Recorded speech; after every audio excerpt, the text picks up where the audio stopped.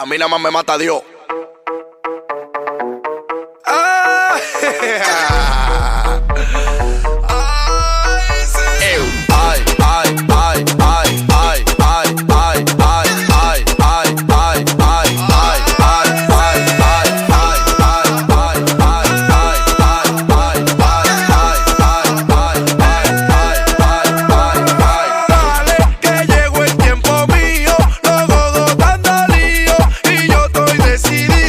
adueñarme del sistema. Dale, que llegó el tiempo mío. Los godos dando lío y yo estoy decidido. Adueñarme del sistema. Dale guayabú, dale guayabú, dale guayabú, dale guayabú. The show is open to everybody. We had someone, when Picasso was here last week, on the live chat, someone said, well, are women allowed to be a part of the man lounge? Yeah, of course you're allowed to be a part of the man lounge.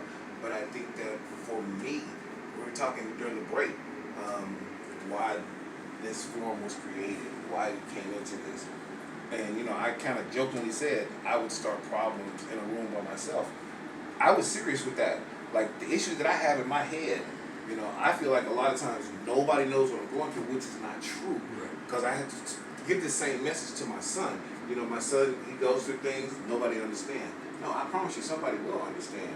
And, you know, for me, this helps get conversation out for me. Because I spend a lot of time in my room, in my bedroom, in my house. I got the living room, and then I got my bedroom. I got the master bed, and I have a recliner in my bedroom. I spend hours talking to myself. Just talking to myself. Just having a conversation. Then I look around and see who's in the room. And I know nobody's in the room because the house is empty. You know? So I know for me, I have a lot of things that I need to try to get out. I'm hoping to use this show as an avenue to get that out. Yeah. And I'm also hoping that other men will say, okay, you know what, maybe this is someplace I can just call into, someplace where these guys can hopefully understand. This is one reason why I'm so thankful the pastor came out today, because, you know, I really wanted to kind of get some fellowship going between the brothers and really get that out there. But one conversation when you on your first show here, that conversation actually came back up to me. Right. Because I have a brother who's a pastor, Christopher Pipkins. He's at a ministry, prison ministry outreach in Garland, and I was with him, and he said he listened to that show, and he listened to the part to where you were talking about growing up as a young kid. Right. You didn't feel like you had anybody that you could talk to, right, and reach out to. Pastor, what would you say to somebody who felt that way? Because tell me the story. All right. So what we were basically talking about the fact when we were talking about how the fathers are not around. The fathers are not in the house. Most like I didn't grow up with a father. I didn't grow up with a father in the home. I grew up with my mother.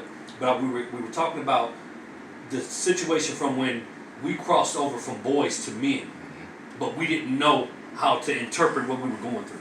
If you don't have a father there to tell you this is what's going on, or somebody to keep it real, even it don't really need to be a biological father, but it's just an example of somebody who's been through. It tended to lead me as a young black male. I'm out here in this big world, man, trying to figure this stuff out. You know, I don't, like I was telling I was getting my nipples, man. I was getting knots in my nipples at a certain age. I didn't know what the heck was going on. I was getting water in my knees, and you know, you getting erections and getting, you know, all this type of stuff that's going on. But just the transition from growing into a man and not having an example or an interpreter that left me in a lonely state. So we were explaining how a lot of young men are left to basically figure this world out by themselves. When I was growing up, it used to be a time I could walk past a black brother who was older. They would never walk past me and not speak. They, hey, what's up, young brother? What's up, blood? What's going on? You know, give me five or something. Give me on the black hand side. All that type of stuff. But now, you know, I've been guilty. I don't walk past a gang of young people, wouldn't even speak to them. But even just today, I was out for a walk and I seen a young brother, and I could interpret him. You know, he had on headphones. And if you didn't know what he was doing, you would be like, man, this nigga crazy. This nigga look crazy. Because he was walking around with his headphones. He was walking down the street, and he's doing this. And he's walking towards me, right? And I'm like, I know what he's doing because he got headphones on. But just imagine if I didn't know that. Somebody walking, and he doing, and I'm like, so when I seen him, I just looked at him, I walked past him, and I just gave him a fist. I said, what's up, brother? What's up, young brother? And he just hit me with the fist. And just immediately, it just made me feel like That's a start right there. Because when we see, he might not even know my name, but yo, hey, I remember he gave me a fist bump. What's going on? You never know who you dealing with, man. You never know. I think that conversation also turned to how do we reach these young kids? Yeah. How do we reach out to them? How do we bridge that gap and make that connection to let these young kids know we are here for you. We're not alone. I think one of the things we have to do is remove the fear that we have. I mean, that's one of the reasons why you walk in a community and you no longer want to talk to anybody because you just out of fear of what they might do or who they are, whatever. Right. So we have all this fear which keeps us from being relational. Mm-hmm. So I think the church, I think we as men have to really become more relational with people. Be willing to step outside of our own families. I have a son, I have a daughter, but I also mentor a whole lot of other young men in the church and even beyond the church who don't have perhaps a father figure in their life. Because at the end of the day, I love women. I love what women do. I love my mom. I love all of those grandmothers and all that. But at the end of the day, a man or a young man growing up really needs some kind of a man figure in their life to teach them the things that the woman just cannot teach because the woman was not gifted to teach what the man was gifted to teach that young man. Mm-hmm. And so I think the church really has to step up, provide more mentoring programs, programs that reach out to these young people, and then again, the key word, be authentic. Yeah.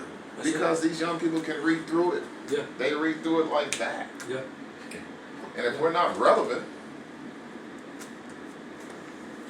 Well, hey, you've been tuned into the Man Lounge today. We've had a great show. So fly ENT, man. The American dream. Don't you wake me up from my American dream. American dream. Hello. My dream, man. Playing the NFL. All that I want is a mansion with some Benzes in my front.